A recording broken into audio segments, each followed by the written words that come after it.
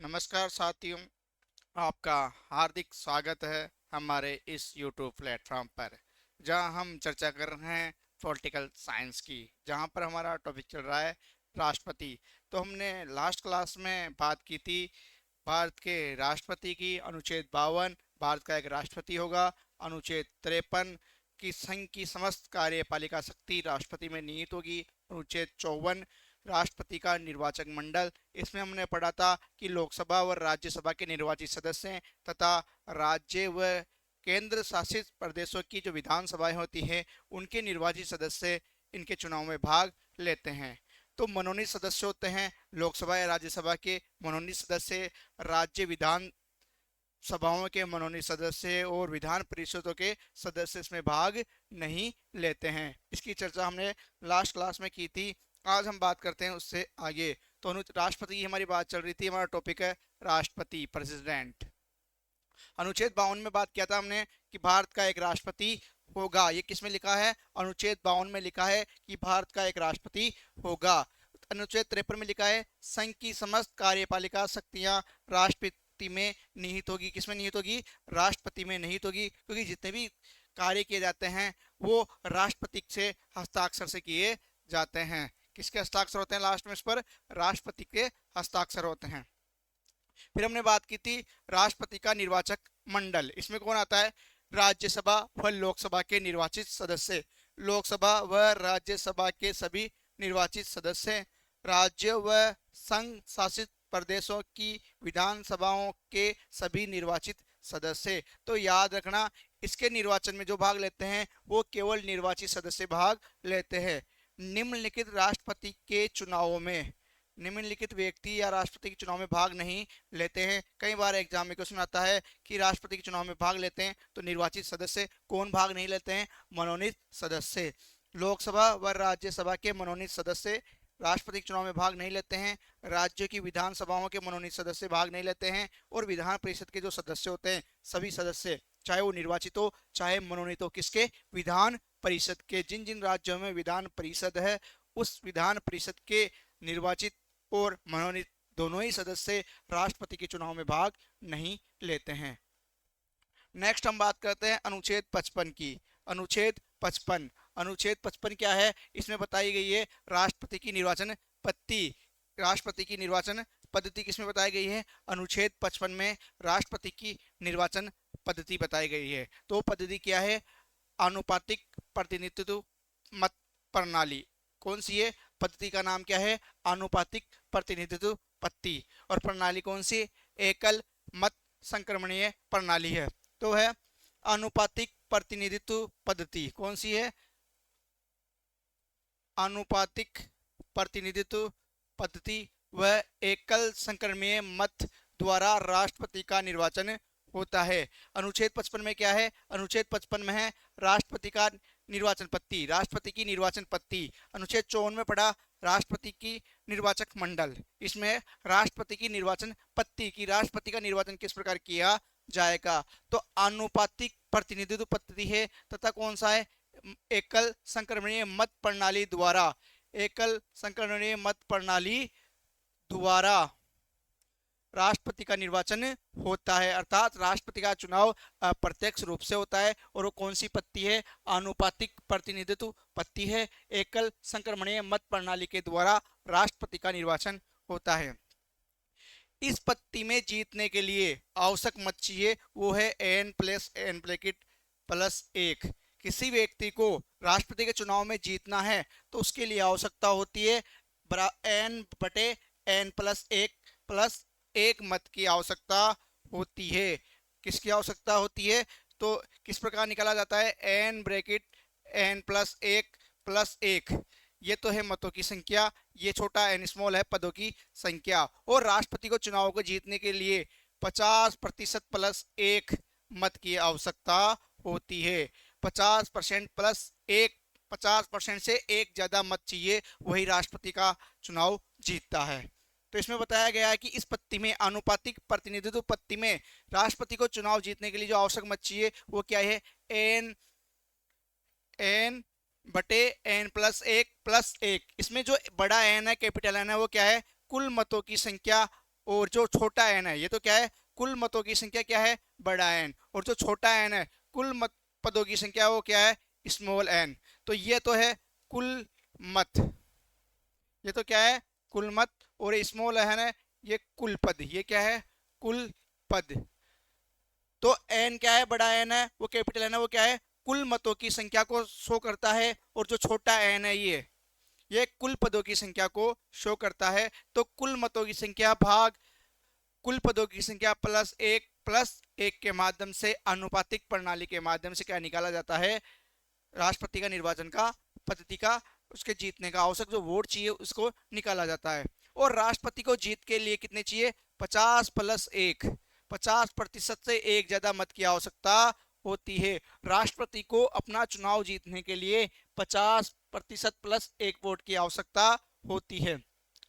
MLA के मत का मूल्य किस प्रकार निकाला जाता है कि एक एमएलए का जो मत मूल्य होता है, जो विधानसभा के निर्वाचित सदस्य होते हैं जिनको हम एमएलए बोलते हैं, जो हमारे विधानसभा प्रतिनिधि होते हैं, एमएलए होते हैं, उनका मत मूल्य किस प्रकार निकाला जाता है, उनका मत मूल्य निकाला जाता है राज्य की जनसंख्या, राज्य की जनसंख्या बटेगा, इसका मतलब भाग बटे कुल निर्वाचित एमएलए इंटू 1/1000 इंटू 1/1000 इंटू 1/1000, अर्थात किस प्रकार निकाला जाता है, यहाँ तो होगी जनसंख्या, ये राजस्थान की बात करें तो यहाँ पर तो होगी राजस्थान की जनसंख्या, और जनसंख्या का आधार वर्ष है 1971, यहाँ पे होंगे निर्वाचित जनसंख्या, यहाँ पे तो हो गए जनसंख्या, यहाँ पर हो गए निर्वाचित एमएलए, यहाँ पे क्या होंगे एमएलए, इसको गुणा करेंगे इंटू 1/1000, इस तरह एक एमएलए का मूल्य निकाला जाता है। और राजस्थान का जो एमएलए का मत मूल्य है 129 है, कितना है, राजस्थान के एमएलए का मत मूल्य 129। तो एमएलए का मत मूल्य निकाला जाता है, राज्य की जनसंख्या वो कुछ कौन सी होगी 1971, उसमें भाग दिया जाएगा कुल निर्वाचित एमएलए का, उसको गुणा किया जाएगा 1/1000 से गुणा किया जाएगा, इस प्रकार एक एमएलए का मत मूल्य निकाला जाता है। राजस्थान के एमएलए का मत मूल्य होता है 129, कितना होता है ये 129, याद रखना एग्जाम में क्वेश्चन आया हुआ है, कई बार पूछा भी गया है कि राजस्थान का मत मूल्य राष्ट्रपति के चुनाव में कितना होता है, 129। सबसे ज्यादा किसका होता है, उत्तर प्रदेश का 208, और सबसे कम होता है 7 सिक्किम का। तो हमें तीनों फैक्ट याद रखने हैं, राजस्थान का मत मूल्य कितना है एमएलए का 129, सबसे ज्यादा सर्वाधिक एमएलए मत मूल्य कहाँ का है, उत्तर प्रदेश का है 208, और सबसे कम एमएलए का मत मूल्य है 7, किसका है, सिक्किम का। तो हमें याद रखना है राजस्थान का जो मत मूल्य है राष्ट्रपति के चुनाव में वो है 129, सर्वाधिक मत मूल्य किसका है, उत्तर प्रदेश का है 208, न्यूनतम मत मूल्य किसका है, सिक्किम का है 7। इसके बाद बात करते हैं एमपी जो सांसद होते हैं, राज्यसभा व लोकसभा के जो सदस्य होते हैं एमपी होते हैं, मेंबर ऑफ पार्लियामेंट होते हैं, कि मत का मूल्य निकाला जाता है, मत का मूल्य निकाला जाता है एमएलए का मतों का मूल्य, जो एमएलए हैं एमएलए का मतों का मूल्य, जितने भी राज्य हैं उन सबके जितने भी एमएलए हैं जो उनका मत आया है उसमें निर्वाचित एमपी का भाग दिया जाता है। अर्थात इसका है कि चुने हुए सभी एमएलए का मत मूल्य भाग चुने हुए अर्थात निर्वाचित एमपी का भाग देके क्या निकाला जाता है, किसका, सांसदों का मत मूल्य निकाला जाता है, सांसदों का मत मूल्य एमपी का मत मूल्य निकाला जाता है, एमएलए का मत मूल्य, सभी निर्वाचित जो एमएलए होते हैं उनका जो मत मूल्य होता है उसका कुल मूल्य होता है, उसमें किसका भाग दिया जाता है, उसमें निर्वाचित एमपी का भाग दिया जाता है। इस प्रकार क्या निकाला जाता है, इस प्रकार सांसदों का मत मूल्य निकाला जाता है। और एक एमपी का मत मूल्य होता है 708, कितना होता है, एक एमपी का मत मूल्य कितना होता है 708, एक एमपी का जो मत मूल्य होता है वो कितना होता है 708।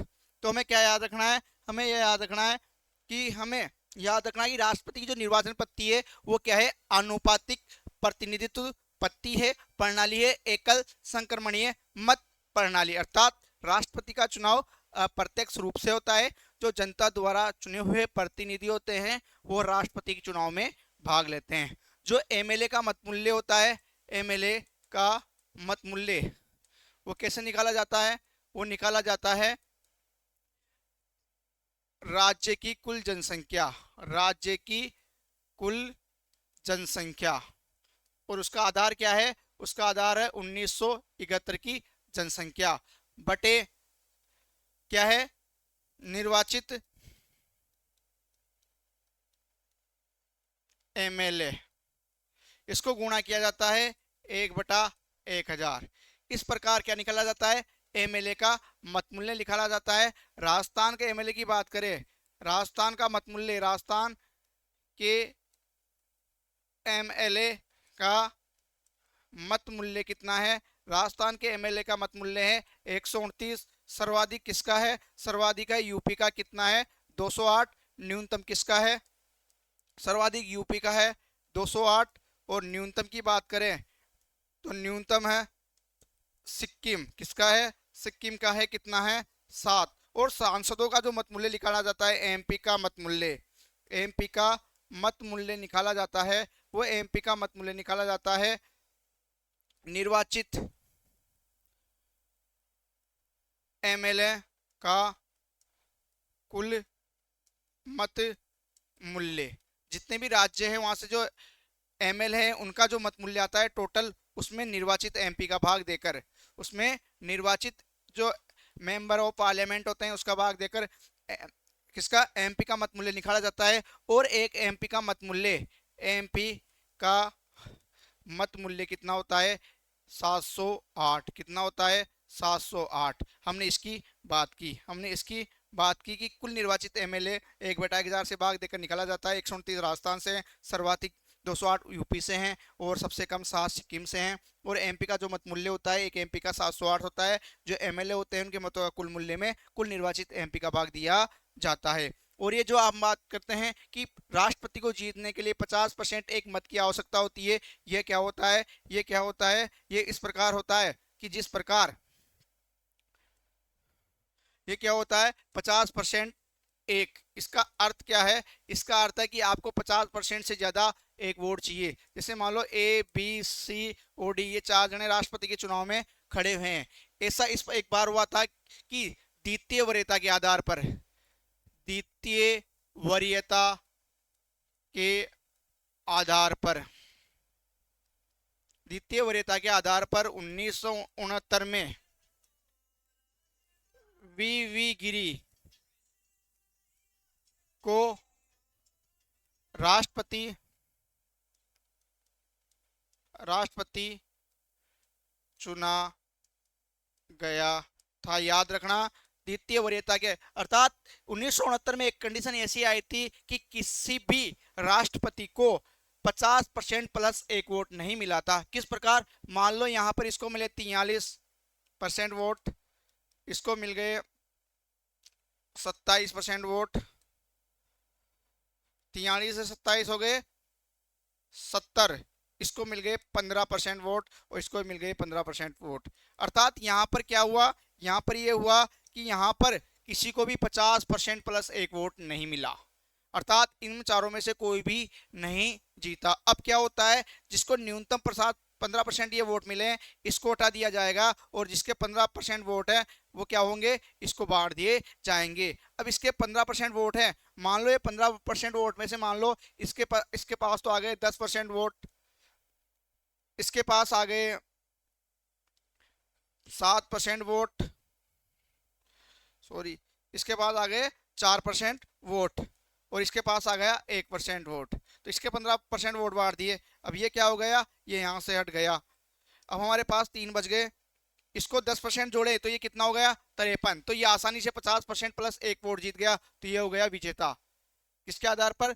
दूसरी वरीयता के आधार पर। अर्थात फर्स्ट बार में तो ये विजेता नहीं था क्योंकि इसको कितने मिले थे? केवल 43%, 43% ही वोट मिले थे और 6 थे कितने? 50% प्लस एक। लेकिन ये फर्स्ट वरीयता के आधार पर विजेता नहीं बना। जब हमने डी को हटाया और डी के वोटों को इसमें काउंट किया तो डी के वोट थे वो किसमें ज्यादा थे? इसके ज्यादा थे। डी के बाद उसको 15% वोट थे, उसके बाद हमने वरीयता दी किसको ज्यादा दिया गया, तो इसके 10% वोट इसको थे, 4% वोट बी को थे, 1% सी को थे। तो जहां हमने देखा 43 10 53 अर्थात 50% प्लस एक का आंकड़ा पार कर गया, तो दूसरी वरीयता के आधार पर क्या बन गया? ए राष्ट्रपति का चुनाव जीत गया। उसी प्रकार यह कंडीशन 1969 में आई थी, कब आई थी? 1969 में आई थी। तब द्वितीय वरीयता के आधार पर किसको? वीवी गिरी को। किसको? वीवी गिरी को राष्ट्रपति बनाया गया। और इसके अपोनेंट कौन था? इसके अपोनेंट की बात करें, नीलम संजीव रेड्डी। नीलम संजीव रेड्डी। अर्थात किसी को भी 50% वोट नहीं मिले थे, ये आगे चल रहे थे, लेकिन द्वितीय वरीयता के आधार पर जब वोटों को काउंट किया गया तो वीवी गिरी आ गए आगे, और वीवी गिरी क्या बन गए? राष्ट्रपति बन गए। किसको हराकर? नीलम संजीव रेड्डी। तो आप ये एग्जाम में फैक्ट याद रखना कि द्वितीय वरीयता के आधार पर राष्ट्रपति का चुनाव किस व्यक्ति ने जीता था? वीवी गिरी ने जीता था। किसको हराया था? नीलम संजीव रेड्डी को हराया था। नीलम संजीव रेड्डी को हराया था। कब की बात है? 1969 की। कब की बात है? ये 1969 की। इसके बाद आता है हमारा अनुच्छेद 56, राष्ट्रपति का कार्यकाल। इसको बोल सकते हैं हम पदावधि। राष्ट्रपति का कार्यकाल या पदावधि। तो राष्ट्रपति का जो कार्यकाल होता है वो होता है पद ग्रहण की तिथि से 5 वर्ष। राष्ट्रपति का जो कार्यकाल होता है वो होता है पद तिथि से, शपथ ग्रहण तिथि से कितना होता है? 5 वर्ष। शपथ ग्रहण होने की तिथि कितना होता है? कार्यकाल शपथ ग्रहण से कितना होता है? 5 वर्ष। सामान्यतः जो कार्यकाल होता है 5 वर्ष होता है। सामान्यतः पूरा कार्यकाल ही करते हैं, 5 वर्ष पूरा करते हैं। क्या करते हैं? 5 वर्ष। या तो मृत्यु हो जाए, या त्याग पत्र दे दे, या हम महाभियोग के द्वारा हटा दिया जाए, तभी इनका कार्यकाल 5 वर्ष से पहले पूरा होता है, नहीं तो सामान्यतः अपना 5 वर्ष पूरा करते हैं। तो राष्ट्रपति का कार्यकाल या पदावधि किसमें है? अनुच्छेद 56 में। अनुच्छेद 56 में वो कितना होता है? एक और चीज याद रखना है हमें। क्या याद रखना? हमें ये याद रखना है कि महाउल्लेख, महाअभियोग, महाअभियोग का उल्लेख किसमें है? वो है अनुच्छेद 56 में। किसमें है? अनुच्छेद 56 में। अनुच्छेद किसमें है? 56 में है। महाअभियोग का उल्लेख किसमें है? अनुच्छेद 56 में है। अनुच्छेद 56 में क्या है? महाअभियोग का है। महाभियोग का उल्लेख अनुच्छेद 56 में है। अनुच्छेद 56 में किसका उल्लेख है? महाअभियोग। महाअभियोग का उल्लेख अनुच्छेद 56 में है। इसके बाद बात करें आगे, अनुच्छेद 57, पुनर्निर्वाचन। राष्ट्रपति का पुनर्निर्वाचन होता है, अर्थात एक राष्ट्रपति जितनी बार जी सकता है उतनी बार राष्ट्रपति बन सकता है। हमारे ऐसा नहीं है कि एक बार या 2 बार, जैसा अमेरिका में है कि वो अधिकतम कितना कार्यकाल पूरा कर सकता है। वहां पे है कि अधिकतम वो 2 बार ही बन सकता है। वहां पे बना कंडीशन बनाई गई है कि जो अमेरिका का राष्ट्रपति होता है उसकी अधिकतम सीमा तय की गई है। इस प्रकार वो अधिकतम 2 कार्यकाल पूरा कर सकता है, लेकिन हमारे यहाँ पर नहीं है। हमारे उसके पुनर्निर्वाचन पर कोई रोक नहीं है। आर्टिकल 57 के तहत, अनुच्छेद 57 के तहत जो राष्ट्रपति होता है वो कितनी भी बार अपना नामांकन भर सकता है और जीतने के बाद कितनी बार निर्वाचित हो सकता है। तो अनुच्छेद 57 पुनर्निर्वाचन की बात करता है। राष्ट्रपति का पुनर्निर्वाचन हो सकता है कि दोबारा से वही व्यक्ति राष्ट्रपति बन सकता है। किसमें लिखा है? अनुच्छेद 57 में। अनुच्छेद 58 में क्या लिखा है? राष्ट्रपति की योग्यताएं या अर्हताएं। राष्ट्रपति की योग्यताएं या अर्हता की बात किसमें की गई है? अनुच्छेद 58 में बात की गई है कि राष्ट्रपति के पास क्या क्या योग्यताएं होनी चाहिए। सबसे पहले तो वह भारत का नागरिक होना चाहिए, कम से कम 35 वर्ष की आयु उसकी पूर्ण होनी चाहिए, कि 35 वर्ष की आयु का वह पूर्ण कर चुका हो, लोकसभा सदस्य बनने की योग्यता रखता हो, और कहीं पर भी, चाहे केंद्र सरकार, चाहे राज्य सरकार, चाहे स्थानीय सरकार या किसी भी प्राधिकरण में लाभ के पद पर कार्य नहीं कर रहा हो, तो वह राष्ट्रपति के चुनाव लड़ने के लिए योग्य होता है। राष्ट्रपति पद के उम्मीदवार को निम्न योग्यताएं पूर्ण करना आवश्यक है। कौन कौन सी? सबसे पहले तो वो भारत का नागरिक हो। सबसे पहले तो क्या जरूरी है कि वो क्या हो? भारत का नागरिक हो, और 35 वर्ष की आयु पूर्ण कर चुका हो। आपको पता है 25 वर्ष की आयु किसके लिए? वो है एमएलए और एमपी के लिए। 30 वर्ष की आयु है राज्यसभा के लिए, और 35 वर्ष की आयु है किसके लिए? राष्ट्रपति के लिए। राष्ट्रपति के लिए याद रखना। 35 वर्ष की आयु पूर्ण कर चुका हो, लोकसभा सदस्य नियुक्त होने के योग्य हो, अर्थात वह एमपी बनने के लायक हो, लोकसभा का सदस्य बनने योग्य हो, संघ व राज्य सरकारों में या स्थानीय या अथवा सार्वजनिक प्राधिकरण में, अर्थात लाभ के पद पर नहीं होना चाहिए। कोई भी उसको लाभ का पद ग्रहण नहीं करना चाहिए। अगर किसी व्यक्ति में योग्यता है कि वो भारत का नागरिक हो सकता है हम भी भारत के नागरिक हैं, 35 वर्ष की आयु पूर्ण कर चुके हैं, हाँ कर चुके हैं मान लो, लोकसभा सदस्य का नियुक्त होने का योग्य है, हाँ हम चुनाव लड़ सकते हैं और लोकसभा सदस्य नियुक्त होने की योग्यता रखते हैं, ये भी मान लिया। और लाभ का पद भी नहीं है हमारे पास, तो हम लड़ सकते हैं क्या? लड़ सकते हैं, लेकिन राष्ट्रपति चुनाव के लिए 50 प्रस्तावक और 50 अनुमोदक की आवश्यकता होती है, वो हमारे पास नहीं है, इसलिए हम राष्ट्रपति का चुनाव नहीं लड़ सकते। सबसे इंपॉर्टेंट है क्या होना चाहिए? 50 प्रस्तावक होना चाहिए और 50 क्या होना चाहिए? अनुमोदक होने चाहिए।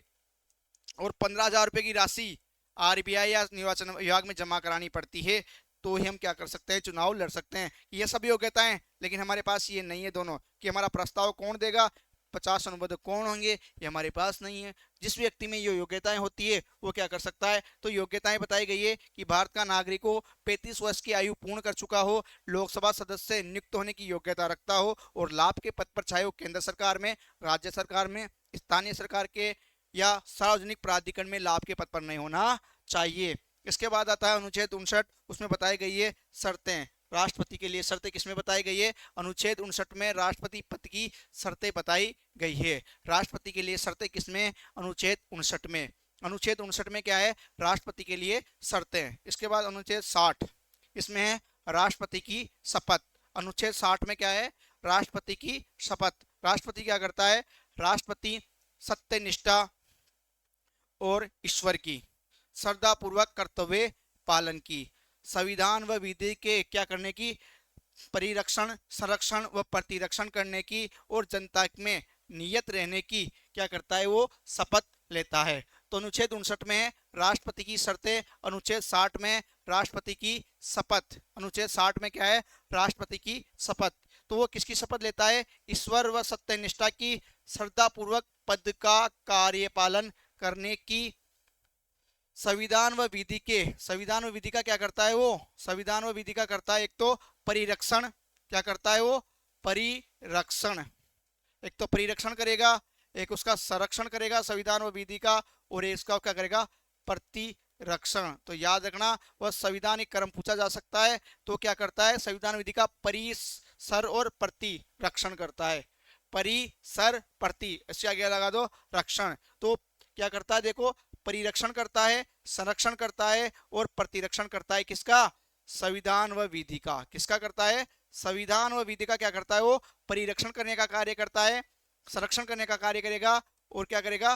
प्रतिरक्षण करने का। याद कर, तो याद रखना, परिसर प्रति क्या करता है? वो संविधान की परिरक्षण करता है, परि से परिरक्षण, स से संरक्षण और प्रति से प्रतिरक्षण करने का कार्य क्या करता है? शपथ में लेता है। और जनता की सेवा व कल्याण में निरत रहने की वो क्या लेता है? शपथ। तो किसकी शपथ लेता है वह? ईश्वर व सत्यनिष्ठा की, श्रद्धापूर्वक पद का कार्यपालन करने की, संविधान व विधि के परिसर प्रतिरक्षण की, जनता की सेवा व कल्याण में निरत रहने की शपथ लेता है। और शपथ, राष्ट्रपति को शपथ सुप्रीम कोर्ट, उच्चतम न्यायालय के वरिष्ठतम न्याय द्वारा, जो मुख्य न्यायाधीश होता है उसके द्वारा दिलाई जाती है।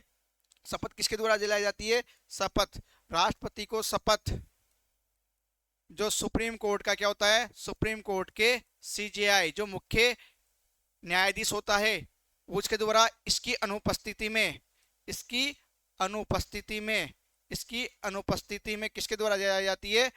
सुप्रीम कोर्ट के वरिष्ठतम, सुप्रीम कोर्ट के वरिष्ठतम न्यायाधीश द्वारा। किसके द्वारा? सुप्रीम कोर्ट के वरिष्ठतम न्यायाधीश द्वारा राष्ट्रपति को शपथ दिलाई जाती है। तो राष्ट्रपति को शपथ अनुच्छेद 60 के तहत कौन दिलाता है?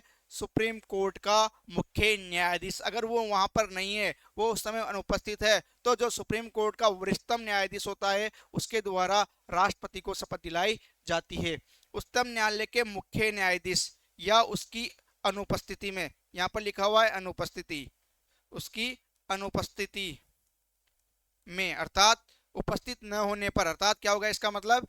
अनुपस्थित होने पर। इसका मतलब क्या हो गया? अनुपस्थित होने पर क्या हो गया? उसका मतलब हो गया अनुपस्थित होने, उपस्थित न होने का मतलब हो गया उपस्थित। अनुपस्थित होने पर वरिष्ठतम न्यायाधीश द्वारा राष्ट्रपति को शपथ दिलाई जाती है, वरिष्ठतम न्यायाधीश द्वारा।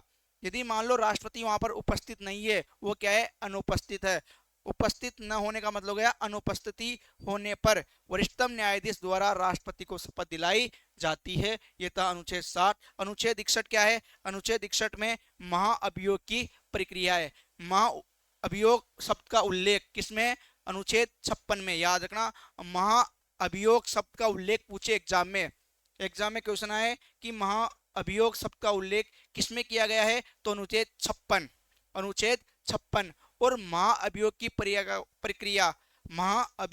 प्रक्रिया का उल्लेख अनुच्छेद 61 में किया गया है। राष्ट्रपति पर महाअभियोग की प्रक्रिया किसमें? अनुच्छेद 61 में है। महाअभियोग एक क्या है? अर्धन्यायिक प्रक्रिया है। और कारण क्या होता है? संविधान का अतिक्रमण, कि आप संविधान के अकॉर्डिंग काम नहीं कर रहे हो, आप संविधान के कानूनों का उल्लंघन कर रहे हो, तो आप पर क्या चलाया जा सकता है? राष्ट्रपति पर महाअभियोग चलाया जा सकता है। महाअभियोग क्या है? महाअभियोग एक क्या है? महाअभियोग एक क्या है? महाअभियोग एक अर्धन्यायिक प्रक्रिया है और कारण है संविधान का अतिक्रमण। और किस प्रकार लाया जाता है? कि जिस भी सदन में लाया जाता है तो वहां पे 1/4 सदस्य के क्या होना चाहिए? हस्ताक्षर होने चाहिए। अर्थात ये किसी भी सदन में लाया जा सकता है, लोकसभा में भी लाया जा सकता है और राज्यसभा में भी लाया जा सकता है। लोकसभा या राज्यसभा, इन दोनों में से किसी भी सदन में लाया जा सकता है। जिस भी सदन में लाया जाएगा वहां पर एक क्या करेंगे? 1/4 सदस्य इस पर हस्ताक्षर करेंगे, 1/4 प्रस्ताव का अनुमोदन करेंगे या हस्ताक्षर करेंगे। फिर इसमें क्या होगी? मान लो लोकसभा में आ गया तो लोकसभा के 1/4 सदस्य साइन करेंगे, या राज्यसभा में आया तो राज्यसभा के हस्ताक्षर करेंगे 1/4। अब जिस सदन में आया है, जिस सदन में आया है, जिस सदन में प्रस्ताव आता है, प्रस्ताव आता है उस पर चर्चा होती है और चर्चा होने के बाद 2/3 बहुमत से क्या होना चाहिए? इसको पारित होना चाहिए। 2/3 बहुमत से पारित होना चाहिए। जब ये 2/3 बहुमत से पारित हो जाता है तो 14 दिन का समय दिया जाता है। राष्ट्रपति क्या करता है? खुद या अपने प्रतिनिधि के माध्यम से अपनी बात रख सकता है। ये 2/3 बहुमत से पारित होता है तो फिर क्या जाता है? दूसरे सदन में जाता है। किसमें जाता है? ये दूसरे सदन में जाता है। दूसरे सदन में जाता है या भेजा जाता है, भेजा जाता है। किसमें? दूसरे सदन में। मान लो ये लोकसभा में आया, वहां से पारित हो गया तो अब कहां जाएगा? राज्यसभा में। अब ये दूसरे सदन से भी क्या होना चाहिए? 2/3 बहुमत से पारित होना चाहिए। 2/3 बहुमत से पारित होना चाहिए। अर्थात जो ये महाभियोग की जो प्रक्रिया है वो दोनों सदनों से 2/3 बहुमत से पारित होनी चाहिए। दोनों सदनों से 2/3 बहुमत से पारित होनी चाहिए। जब ये दोनों सदनों से 2/3 बहुमत से पारित हो जाती है तो राष्ट्रपति को फिर अपना पद छोड़ना पड़ता है। राष्ट्रपति को क्या करना पड़ता है? अपना पद छोड़ना पड़ता है। तो बात करते हैं अनुच्छेद 61 महाभियोग की प्रक्रिया। तो अनुच्छेद 61 क्या है? राष्ट्रपति पर महाभियोग की प्रक्रिया है। महाभियोग एक अर्धन्यायिक प्रक्रिया है, कारण है संविधान का अतिक्रमण। महाभियोग का प्रस्ताव किसी भी सदन में पेश किया जा सकता है। लोकसभा में भी आ सकता है, राज्यसभा में भी आ सकता है। दोनों में से किसी भी सदन में राष्ट्रपति के खिलाफ महाभियोग का प्रस्ताव लाया जा सकता है। जिस सदन में प्रस्ताव पेश किया जाता है उसके 1/4, यहां लिखना 1/4, 1/4 कितने? 1/4 सदस्यों के द्वारा, 1/4 सदस्यों के हस्ताक्षर प्रस्ताव पर होने चाहिए। अगर लोकसभा में ला रहा है यह प्रस्ताव तो वहां पर भी 1/4 सदस्यों के हस्ताक्षर होने चाहिए, और राज्यसभा में आया है तो भी 1/4 सदस्यों के हस्ताक्षर होने चाहिए। कि जिस सदन में प्रस्ताव पेश किया जाता है उसके 1/4 सदस्यों के हस्ताक्षर प्रस्ताव पर होने चाहिए। 14 दिन के नोटिस के बाद सदन प्रस्ताव पर चर्चा करता है। कि 14 दिन का नोटिस दिया जाएगा, उसके बाद क्या होगा? राष्ट्रपति को नोटिस दिया जाएगा 14 दिन का, और उस 14 दिन के नोटिस के बाद उस पर क्या होगी? उस प्रस्ताव पर चर्चा होगी। पहला सदन, जिस सदन में ये प्रस्ताव आता है वह सदन क्या लगाता है? आरोप लगाता है। क्या करता है? पहला सदन आरोप लगाता है तथा इस सदन में कुल सदस्यों के 2/3 बहुमत से प्रस्ताव पारित किया जाता है। प्रस्ताव पारित किया जाता है। कि जिस सदन में लाया जाता है वहां पर 1/4 सदस्यों के प्रस्ताव पर क्या होना चाहिए? हस्ताक्षर होने चाहिए। 14 दिन के नोटिस के बाद इस प्रस्ताव पर चर्चा होती है। 14 दिन का नोटिस दिया जाता है, उसके बाद तो याद रखना महाअभियोग की प्रक्रिया में प्रस्ताव पारित होने पर कितने दिन बाद चर्चा की जाती है? 14 दिन बाद चर्चा की जाती है। तो पहला सदन आरोप लगाता है और उस सदन से कितना बहुमत से 2/3 बहुमत से क्या होना चाहिए, यह प्रस्ताव पारित किया जाता है। फिर दूसरा दूसरा जो सदन है वो क्या करता है, आरोपी की जांच करता है। ये दूसरे सदन में जाता है, लेकिन लोकसभा में आया है तो आरोपी की जांच कौन करेगा, राज्यसभा, और राज्यसभा से आया है तो आरोपों की जांच कौन करेगा, लोकसभा। दूसरा सदन आरोपों की जांच करता है। जांच के दौरान राष्ट्रपति स्वयं या अपने प्रतिनिधि के माध्यम से उपस्थित होकर अपना पक्ष रख सकता है, अपना मत, अपना पक्ष रख सकता है। जो दूसरा सदन है वो क्या करेगा, आरोपों की जांच करेगा। जब उसके आरोपों की जांच होगी कि जो प्रस्ताव लाया है संविधान के अतिक्रमण के कारण यह सही है या नहीं है, इसकी जांच दूसरा सदन करता है। जब दूसरे सदन के द्वारा महाअभियोग प्रस्ताव की जांच की जाती है तो राष्ट्रपति या तो खुद स्वयं या अपने प्रतिनिधि के माध्यम से राष्ट्रपति अपना पक्ष रख सकता है। यदि आरोप सही पाए जाते हैं तो दूसरा सदन भी कुल सदस्यों के 2/3 बहुमत से क्या करता है, प्रस्ताव पारित करता है। यदि दूसरा सदन जब आरोपों की जांच करता है और ये आरोप सही पाए जाते हैं तो दूसरा सदन भी इसको क्या करता है, 2/3 अर्थात 2/3 बहुमत से इसको पारित करना होता है। तो याद रखना कि जिस सदन में प्रस्ताव आता है वहां पर 1/4 सदस्य का हस्ताक्षर होने चाहिए। 14 दिन बाद क्या की जाती है, 14 दिन बाद क्या की जाती है, 14 दिन बाद इस पर चर्चा की जाती है। 14 दिन बाद इस पर चर्चा की जाती है। जिस सदन में आता है उस सदन में 2/3 बहुमत से पारित होना चाहिए और दूसरा जांच करता है और दूसरे सदन से भी 2/3 बहुमत से पारित होना चाहिए। और याद रखना महाभियोग प्रक्रिया का उल्लेख अनुच्छेद 61 में है और महाअभियोग शब्द का उल्लेख अनुच्छेद 56 में है। इसके बाद बात करते हैं आगे। इसके पश्चात राष्ट्रपति स्वयं पद से हट जाता है क्योंकि दोनों जगह से क्या हो गया, पारित। जिस सदन में आता है प्रस्ताव पारित करने के लिए कितने चाहिए, 1/4 सदस्य के हस्ताक्षर। प्रस्ताव पेश किया जाता है तब 1/4। 14 दिन बाद क्या होती है, सदन में चर्चा होती है। उसके बाद क्या होता है, जिस सदन में आया जाता है सबसे पहले वहां से क्या होता है, इस पर 14 दिन बाद चर्चा होगी और 2/3 बहुमत से इसको पारित किया जाता है। इसके बाद दूसरा सदन क्या करता है, आरोपी की जांच करता है। राष्ट्रपति या तो खुद या अपने प्रतिनिधि के माध्यम से अपना पक्ष रख सकता है। इसके बाद दूसरा सदन यदि आरोपों को सही पाता है तो दूसरे सदन से भी क्या होता है, 2/3 सदस्यों के बहुमत से पारित होता है। इसके बाद राष्ट्रपति अपने पद से हट जाता है। मनोनीत सदस्य राष्ट्रपति पर महाभियोग में भाग लेते हैं। हमने पढ़ा था कि जो मनोनीत सदस्य होते हैं, जो इंपॉर्टेंट चीजें, जो मनोनीत सदस्य होते हैं वो क्या होते हैं, वो राष्ट्रपति के निर्वाचन में भाग नहीं लेते। मनोनीत सदस्य राष्ट्रपति के निर्वाचन में भाग नहीं लेते हैं, निर्वाचन में भाग नहीं लेते हैं। लेकिन जो ये मनोनीत सदस्य होते हैं, जो मनोनीत सदस्य होते हैं राष्ट्रपति की महाभियोग प्रक्रिया में भाग लेते हैं। अंतर याद रखना कि जो मनोनीत सदस्य होते हैं ये राष्ट्रपति के निर्वाचन में भाग नहीं लेते हैं, लेकिन ये मनोनीत सदस्य, जो नॉमिनेट सदस्य होते हैं, जो नॉमिनेट मेंबर होते हैं, वो क्या करते हैं, ये राष्ट्रपति की महाअभियोग प्रक्रिया में भाग लेते हैं। एग्जाम में क्वेश्चन आया, निम्न में से कौन राष्ट्रपति के निर्वाचन में भाग नहीं लेते हैं, तो आंसर आएगा मनोनीत सदस्य। तो और आए कि निम्न में से कौन राष्ट्रपति के महाभियोग प्रक्रिया में भाग लेते हैं, तो आंसर आएगा निर्वाचित व मनोनीत सदस्य। निर्वाचित व मनोनीत सदस्य किसके, लोकसभा और राज्यसभा के और विधानसभा के मनोनीत सदस्य किसमें भाग लेते हैं, राष्ट्रपति की महाभियोग प्रक्रिया में भाग लेते हैं, लेकिन ये मनोनीत सदस्य निर्वाचन में भाग नहीं लेते हैं।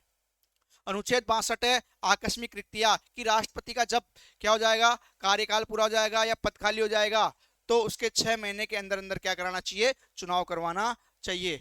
राष्ट्रपति का कार्यकाल पूरा होने से पहले अगले राष्ट्रपति का चुनाव कर लिया जाना चाहिए। किसमें लिखा है, अनुच्छेद 62 में लिखा है कि राष्ट्रपति का रिक्त कार्यकाल पूरा हो रहा है उससे पहले पहले क्या करना चाहिए, हमें अगले राष्ट्रपति का चुनाव करवा लेना चाहिए। जैसे अगला राष्ट्रपति चुन जाता है तो पुराना राष्ट्रपति क्या करेगा, अपना पद छोड़ देगा और नया राष्ट्रपति अपना पद ग्रहण कर लेगा। यदि ऐसा नहीं होता है तो वर्तमान राष्ट्रपति अगले राष्ट्रपति के निर्वाचित होने तक उस पद पर बना रहेगा, उस पद पर बना रहेगा। और यदि ऐसा नहीं होता है कि राष्ट्रपति का कार्यकाल पूरा होने से पहले यदि राष्ट्रपति का चुनाव नहीं हो जाता है तो तब तक वही वर्तमान राष्ट्रपति पद पर रहेगा जब तक कि नया राष्ट्रपति चुना नहीं जाता है।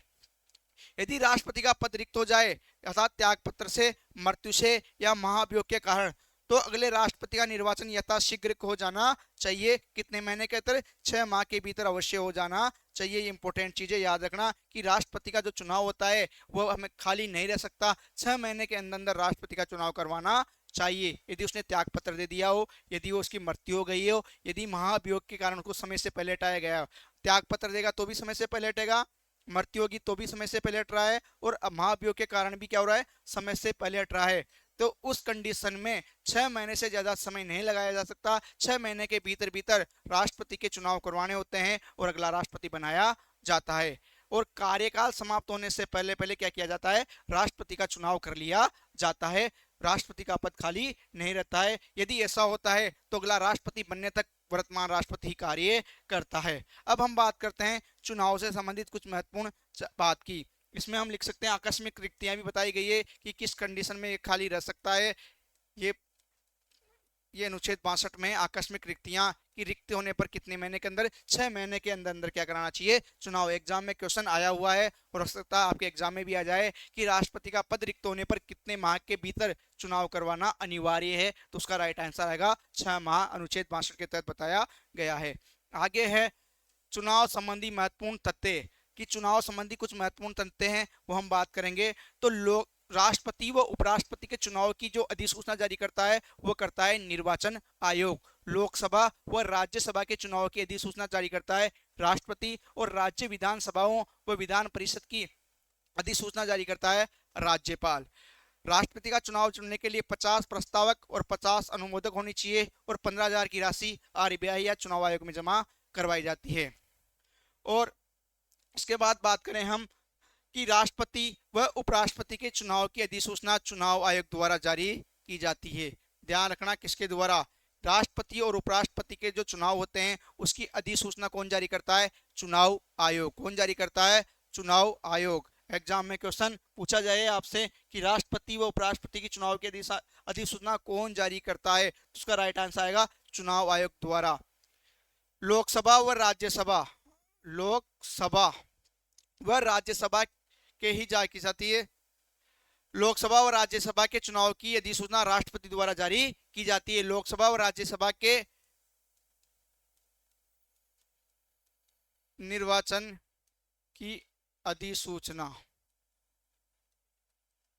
राष्ट्रपति द्वारा जारी की जाती है। लोकसभा और राज्यसभा के चुनाव की अधिसूचना राष्ट्रपति द्वारा जारी की जाती है। तो दूसरा इंपॉर्टेंट क्वेश्चन फिर बन सकता है कि लोकसभा व राज्यसभा के चुनाव की अधिसूचना कौन जारी करता है? राष्ट्रपति जारी करता है। और राज्यों में विधानसभा व विधान परिषद के चुनाव की अधिसूचना कौन जारी करता है? वो करता है राज्यपाल। तो राष्ट्रपति व उपराष्ट्रपति के चुनाव की अधिसूचना कौन जारी करता है? चुनाव आयोग। लोकसभा व राज्यसभा के चुनाव की अधिसूचना जारी कौन करता है? राष्ट्रपति। और राज्यों में जो विधानसभा होती है, विधान परिषद होती है, उनकी चुनाव की अधिसूचना कौन जारी करता है? राज्यपाल। राष्ट्रपति के उम्मीदवारी के लिए, राष्ट्रपति के उम्मीदवारी के लिए यदि आप चुनाव लड़ना चाहते हो राष्ट्रपति का, तो आपके पास भारत का नागरिक होना चाहिए, 35 वर्ष की आयु होनी चाहिए, लोकसभा का सदस्य बनने की योग्यता होनी चाहिए, लाभ का पद नहीं होना चाहिए, साथ ही साथ 50 प्रस्तावक व 50 अनुमोदक होने के आवश्यक हैं। कि आप राष्ट्रपति की उम्मीदवारी दे रहे हो तो राष्ट्रपति की उम्मीदवारी के लिए 50 प्रस्तावक व 50 अनुमोदक होने आवश्यक है। उपराष्ट्रपति की उम्मीदवारी के लिए 20 प्रस्तावक व 20 अनुमोदक होने चाहिए। कि अगर राष्ट्रपति का उम्मीदवार का फॉर्म भर रहे हो तो 50 प्रस्तावक व 50 अनुमोदक होने चाहिए। एग्जाम में कई बार क्वेश्चन आया हुआ है कि राष्ट्रपति की उम्मीदवारी के लिए कितने प्रस्तावक व कितने अनुमोदक की आवश्यकता होती है, तो आंसर आएगा 50 प्रस्तावक 50 अनुमोदक। लेकिन उपराष्ट्रपति के अनुमोदन के लिए तो 20 प्रस्तावक और 20 अनुमोदक की आवश्यकता होती है। 50-50 की आवश्यकता होती है, 85 प्रस्तावक और 85 अनुमोदक राष्ट्रपति के लिए, और उपराष्ट्रपति के लिए क्या चाहिए? 20 प्रस्तावक व 20 अनुमोदक की आवश्यकता होती है उपराष्ट्रपति के लिए। राष्ट्रपति और उपराष्ट्रपति दोनों की उम्मीदवारी के लिए जमानत राशि कितनी है? 15,000 रुपए। राष्ट्रपति व उपराष्ट्रपति दोनों क्या करते हैं? चुनाव आयोग में या रिजर्व बैंक ऑफ इंडिया में क्या कराते हैं? 15,000 रुपए अमानत राशि के रूप में जमा कराते हैं। यदि किसी व्यक्ति को 1/6 वोट नहीं मिलते हैं तो उनकी जमानत राशि जब्त कर ली जाती है। कितने वोट? 1/6 वोट नहीं मिलते हैं। यदि किसी व्यक्ति को 1/6 वोट नहीं मिलते हैं तो ये जमानत राशि क्या कर ली जाती है? जब्त कर ली जाती है। तो याद रखना कि जमानत राशि कब जब्त की जाती है? जब किसी व्यक्ति को या उम्मीदवार को 1/6% 1/6 मत नहीं मिलते हैं। कुल मतों का 1/6 जो वोट प्रतिशत वोट नहीं प्राप्त करता है तो उनकी अमानत राशि जब्त कर ली जाती है। तो अमानत राशि कितनी है? 15,000। राष्ट्रपति और उपराष्ट्रपति के लिए कितनी है? 15,000। यह राशि चुनाव आयोग अथवा रिजर्व बैंक में जमा करवाई जा सकती है। पहले क्या था? पहले 10 प्रस्तावक और 10 अनुमोदक की आवश्यकता होती थी। जमानत राशि कितनी थी? वो अमानत राशि थी 2500 रुपए। इसको कब परिवर्तित किया? 1997 में इसको परिवर्तित कर दिया गया। जो आप हम अभी पढ़ रहे हो, 50 प्रस्तावक और 50 अनुमोदक राष्ट्रपति के लिए। किसके लिए? प्रेसिडेंट के लिए, राष्ट्रपति के लिए। और वाइस प्रेसिडेंट के लिए, वाइस प्रेसिडेंट के लिए क्या है? वाइस प्रेसिडेंट के लिए 20 प्रस्तावक और 20 अनुमोदक और 15,000 रुपए की क्या थी? अमानत राशि थी, जमानत राशि थी। ये पहले 1997 से पहले कितने थी? पहले 10 प्रस्तावक और 10 अनुमोदक की आवश्यकता होती थी और राशि थी 2,500 रुपये, जिसको बढ़ाकर 1997 में क्या कर दिया गया है? 1997 में 50 प्रस्तावक 50 अनुमोदक, उपराष्ट्रपति के लिए 20 अनुमोदक 20 प्रस्तावक और 15,000 की राशि थी, जिसको 1997 में बढ़ाकर ये कर दिया गया। 1997 से पहले क्या थे? 10 प्रस्तावक और 10 अनुमोदकों की आवश्यकता होती थी और 2,500 रुपये अमानत राशि के रूप में, जमानत राशि के रूप में जमा कराने होते थे। तो 50 कब किया गया? इसे 1997 में 50 प्रस्तावक और 50 अनुमोदक कर दिया गया। राष्ट्रपति के चुनाव में मुख्य निर्वाचन अधिकारी, याद रखना, कौन होता है? लोकसभा का महासचिव। कौन होता है? लोकसभा का महासचिव। कौन होता है? लोकसभा का महासचिव। राष्ट्रपति के चुनाव में मुख्य निर्वाचन अधिकारी लोकसभा महासचिव होता है। इंपॉर्टेंट चीज याद रख लेना कि राष्ट्रपति के निर्वाचन में, राष्ट्रपति के चुनाव में जो मुख्य निर्वाचन अधिकारी होता है वो कौन होता है? लोकसभा का महासचिव होता है। और उपराष्ट्रपति के निर्वाचन में जो मुख्य निर्वाचन अधिकारी होता है वो राज्यसभा का महासचिव होता है, क्योंकि उपराष्ट्रपति किसका सभापति होता है? राज्यसभा का। उपराष्ट्रपति के चुनाव में मुख्य निर्वाचन अधिकारी, उपराष्ट्रपति के चुनाव में मुख्य निर्वाचन अधिकारी राज्यसभा का महासचिव होता है। राज्यसभा का महासचिव होता है। राज्यसभा का क्या होता है? महासचिव होता है। तो उपराष्ट्रपति के निर्वाचन में मुख्य निर्वाचन अधिकारी राज्यसभा का महासचिव होता है, जबकि राष्ट्रपति के निर्वाचन में मुख्य निर्वाचन अधिकारी लोकसभा का महासचिव होता है। एग्जाम में क्वेश्चन आए कि किसके निर्वाचन में मुख्य निर्वाचन अधिकारी लोकसभा महासचिव होता है, तो आंसर आएगा राष्ट्रपति। और एग्जाम में पूछा जाए कि किसके निर्वाचन में या किसके चुनाव में राज्यसभा का महासचिव मुख्य निर्वाचन अधिकारी होता है, तो आएगा उपराष्ट्रपति। आंसर क्या आएगा? हमारा उपराष्ट्रपति आंसर आएगा। हमें याद रखना है कि राष्ट्रपति के चुनाव में मुख्य निर्वाचन अधिकारी लोकसभा महासचिव होता है, लोकसभा महासचिव होता है, तथा उपराष्ट्रपति के चुनाव में मुख्य निर्वाचन अधिकारी राज्यसभा का महासचिव होता है। क्या होता है? महासचिव। थोड़ा शुद्ध लिखा हुआ है, क्या होगा? महासचिव। तो ये हमारी आज की क्लास थी राष्ट्रपति की। हमने अनुच्छेद 52 से लेकर अनुच्छेद 62 तक राष्ट्रपति के जो अधिकार थे, आर्टिकल थे, अनुच्छेद थे, हमने बात की। नेक्स्ट क्लास में हम बात करेंगे राष्ट्रपति की शक्तियां, कार्यपालक शक्तियां, विधायी शक्तियां, वित्तीय शक्तियां, न्यायिक शक्तियां, कूटनीतिक शक्तियां, इन सैन्य शक्तियां, इन सब शक्तियों की बात हम करेंगे नेक्स्ट क्लास में। धन्यवाद।